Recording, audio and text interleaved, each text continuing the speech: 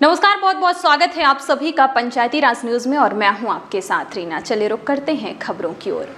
सावरी के प्रसिद्ध नंदी पोला उत्सव में एक से बढ़कर एक स्वरूप में सजाया गया। नंदी महाराज को, भोले को अति प्रिय नंदी महाराज को आज सवारी में तरह तरह से मनोहारी स्वरूप में सजाया गया। सैकड़ों प्रतिभागियों ने कुछ प्रस्तुति इतनी मनोहारी थी कि साक्षात भोले का दरबार ही प्रतीत हुआ। सर्वश्रेष्ठ 5 प्रतियोगियों को नंदी पोला उत्सव में क्रमशः 5 पुरस्कार भी मुख्य अतिथि पूर्व कैबिनेट मंत्री प्रदीप जायसवाल के हस्ते प्रदान किए गए। कृषि कार्य में सहयोग के लिए सम्मान के भाव के साथ आज परंपरा के अनुसार नंदी पोला उत्सव में हजारों की संख्या में ग्रामीण जनों ने शामिल होकर हर हर महादेव के जय घोष भी संगीत के कार्यक्रम में जमकर लगाए। प्रथम पुरस्कार वाले नंदी महाराज की झांकी में डबल स्टोरी में सबसे ऊपर महादेव, नीचे नंदी महाराज और शिवलिंग का जल का अभिषेक की प्रस्तुति ने अतिथियों समेत आश्रमों के महाराज जी तक को प्रसन्नित सा कर दिया। इस कार्यक्रम में गुड्डा भैया द्वारा लगभग 200 से अधिक सभी प्रतियोगियों के साथ 5 सफल प्रतियोगियों को भी व्यक्तिगत रूप से नगद राशि से पुरस्कृत किया गया। इस उत्सव को संबोधित करते हुए गुड्डा भैया ने कहा कि हमारे कृषि कार्य में सहयोग करने वाले पशुधन का हम सम्मान व सहयोग के लिए कृतज्ञता ज्ञापित कर रहे हैं। हम नई पीढ़ी को संस्कृति व सभ्यता से परिचय भी करा रहे हैं। स्वयं वे पिछले 18 साल से सावरी के इस कार्यक्रम में प्रमुखता से शामिल हो रहे हैं। सावरी के धार्मिक सामाजिक कार्यक्रम एक पहचान की तरह स्थापित हो रहे हैं और इसी पहचान एकता के क्षेत्र में विकास की नई इबारत भी लिखी गई है। आज निकट के महाराष्ट्र राज्य की तर्ज पर कई कलाकारों के द्वारा झड़पी की प्रस्तुति भी सभी को प्रभावित किया।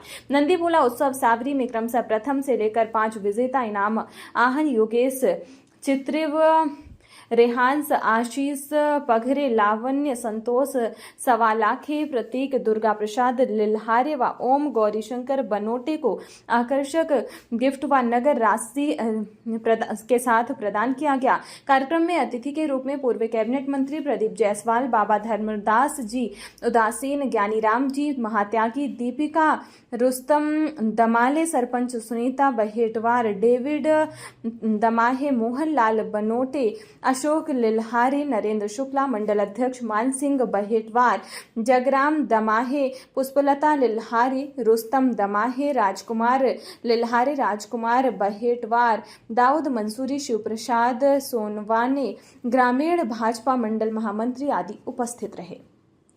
अच्छा खिलाते पिलाते हैं, उसको हम जो कृषि करते हैं, खेती किसानी, उसके प्रति कृतज्ञता व्यक्त करते हैं, उसका एहसान उतारने का प्रयास करते हैं, उसकी पूजा पाठ करते हैं, उसको हम बोला ना दिया।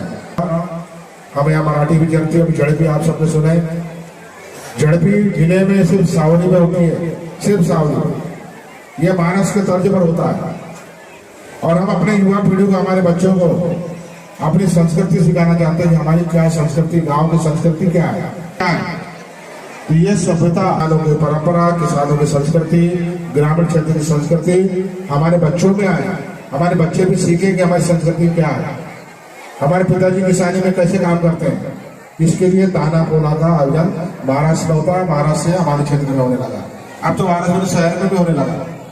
तो हमारे बच्चों को भी सब सीखने को मिले कि हमारी, इसलिए ताना पोला का आयोजन मैं पिछले 18 साल से आ रहा हूँ लगातार।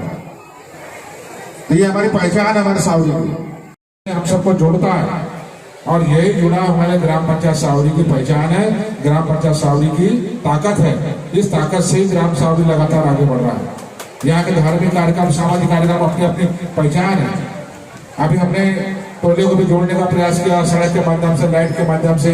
कुछ समस्याएं थी, चुनाव हुआ, विधानसभा का आचार संहिता खत्म हुआ, लोकसभा आ गया, लोकसभा के बाद बरसात पानी लग गया। अब हमारे प्रभारी मंत्री भी आ गए उदय प्रताप सिंह।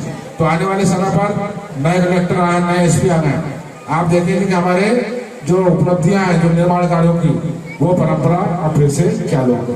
वो काम अपनी जगह है। अब जो शेष काम हो रहे हैं, प्राथमिकता है, उसके हिसाब से जो भी काम होगा आने वाले समय पर भी वो काम शीघ्रता से किए जाएंगे। 6 महीने का विराम जरूर था। हमारी पंचायत में भी शायद कुछ काम नहीं हो पाए, लेकिन अब सब तरफ से कार्य चालू होंगे। इसके लिए मैं सबको आश्वस्त करता हूँ, आपको चिंता करने की आवश्यकता नहीं है। ये युवा पीढ़ी, ये हमारा भविष्य है सावरी का, 12 क्षेत्र का।